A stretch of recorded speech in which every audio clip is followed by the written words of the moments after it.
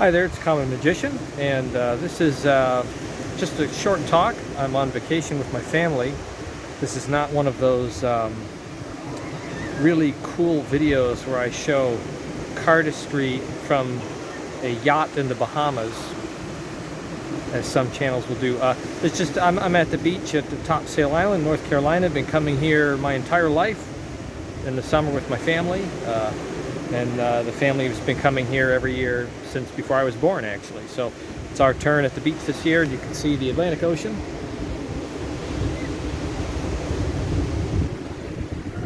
Great place, well-kept secret. So just a quick discussion. Someone asked me what I thought of a Chris Ramsey video about the state of magic. And he just posted, he talks briefly about the state of magic in 2022. I liked the video. I thought it was fun. It was nice to hear him talk about his personal feelings and perspective and everything. Who cares what I think, except to say that I don't believe there is such a thing as a state of magic, right? As a hobby, an avocation, or an entertainment experience. I don't think, like he says, that magic is in its infancy. I don't believe there is such a thing as infancy or maturity for something like magic. Magic is deception. Magic is the entertainment appreciation of something that is deceptive, right? One could say that there's kind of a, I don't know, a deeper experience in terms of something being actually magical rather than merely deceptive. But I think generally the population looks at magic as a deceptive art form that is entertainment.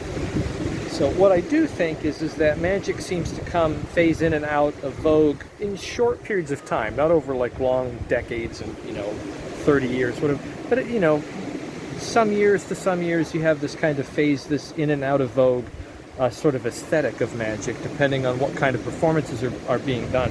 And I just think of it like this: when I was a kid, when I was a youngster, you had Doug Henning, and you had David Copperfield mostly doing his annual specials. And you had other people like Harry Blackstone Jr., who would show up on children's programs and whatnot, be featured on various kinds of programs and media that would come out in public television or whatever. And that was where people generally got their public, regular access to magic, those annual sorts of events. Unless they went to go see a magic show, kids show, or some kind of regional theater, that kind of thing. When I look at magic then in the 90s, you have sort of the David Blaine Street Magic, Criss Angel came about, and they had their specials that would occur. Criss Angel had kind of a TV sort of series, of course, that had a certain type of magic that certain types of people would find interesting because of the aesthetic. Kind of those Learning Discovery Channel kind of, I don't remember what network he was on. But today, if you look at it, you have weekly shows where magic is pretty frequent. It's quite consistent, right? Not only that, you have Penn and Teller, Fool Us, of course, and then you have Masters of Illusion, other programs like that. Before that, you had, and controversial, but The Masked Magician, those kinds of things. Not only do you have that, but you also notice that if you look at the programs where you have talent, so America's Got Talent, Talent UK, some of the other various international forms of that television program, magic is quite popular. Magicians tend to get very far. You'll have more than one magician move up into the kind of season finales of those shows and often win. So people really appreciate it, really like it. I think that is how you look at magic. It's really about whether or not the aesthetics put it into the public interest. And right now, I think the aesthetics are pretty good for magic. There's been kind of a less and less of that, two types of magic. You have less and less of the stage illusion, and you also have that was very prominent in the 70s and 80s, certainly in the Victorian era, right? Stage illusions were big at that time. Publicity stunts, things like that. Even in the 50s, right? Stage illusions. You have less of that, but you also have less of the street the gritty street magic that became popular in the 90s with those annual Blaine specials and the Chris Angel kind of stuff. But what you end up with, I think, is really a magnification of close-up magic. When you look at the programs that are popular right now that feature magic, you see a lot of fairly intimate table-type presentations or smaller stage presentations, even in the collegiate kind of circuit, magicians that are traveling around in the collegiate circuit.